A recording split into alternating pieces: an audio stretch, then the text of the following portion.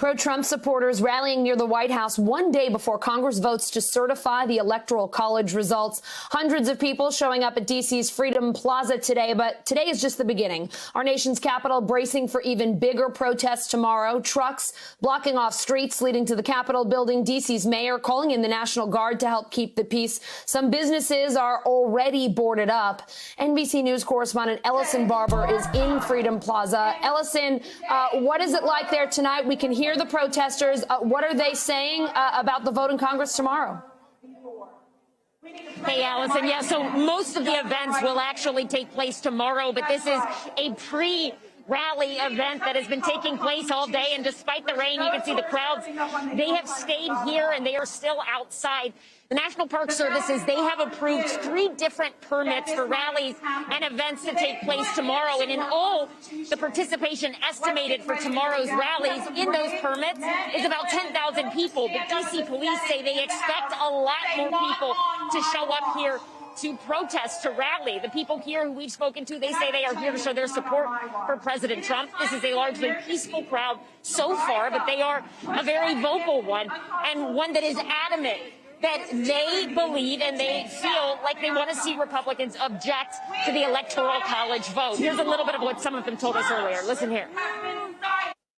It's mathematically impossible that 600,000 votes in Pennsylvania went to Biden between the hours of 1 a.m. and 6 a.m. when we all went to sleep, and we were 800,000 votes up. No one has have mail-in ballot voting available to the entire state until this election. Why did they close the counting? And then only those votes, which were 96% Biden. Florida is an example of a state where they count their mail-in ballots as they come in. The majority of states don't do that. In Pennsylvania, who did it mail, they also have not had it this year. You're young. I've seen many elections. Never, ever, ever has the votes been stopped. And only in those Pennsylvania didn't have mail-in ballot voting available to the entire state. Okay, that's really a good excuse. And not long ago, we actually saw an administration official come down here to Freedom Plaza. Peter Navarro addressed the crowd. He led them in chants saying, "Stop the steal." He said that they are angry and that they will continue fighting and encourage the people here to do the same. Allison. Are you guys ready? Ellison, the leader of the far-right group, the Proud Boys, was arrested on Monday. Could you tell us what happened there? Yeah, so he was arrested yesterday on charges, a misdemeanor allegation that he had taken down a Black Lives Matter flag from a church in the area at a previous protest and burned it. When they detained him and arrested him yesterday, D.C. police say they also found 2 high-capacity magazines in his backpack. That's a felony charge in D.C., so they arrested him for that as well. He was released earlier today. A judge, though, ordered him upon release, telling him that he needed to leave the District of Columbia and could not be here until his next court date, which, if I remember correctly, Allison, is set for June. Obviously, that is a group that we saw involved in clashes with counter-protests when there were similar pro-Trump rallies back in November and December, clashes that turned very violent. Allison?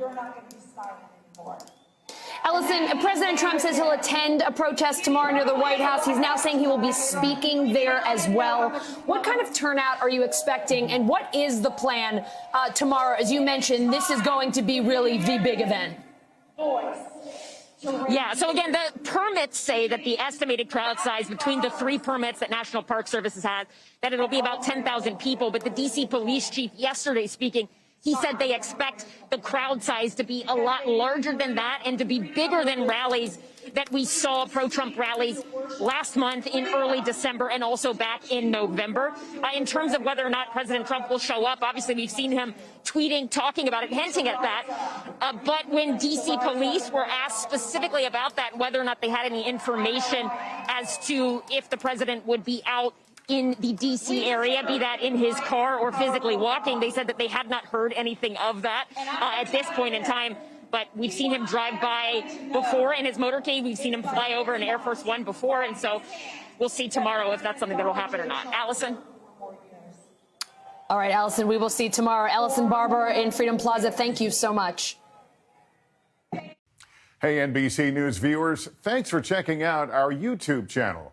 Subscribe by clicking on that button down here and click on any of the videos over here to watch the latest interviews, show highlights, and digital exclusives. Thanks for watching.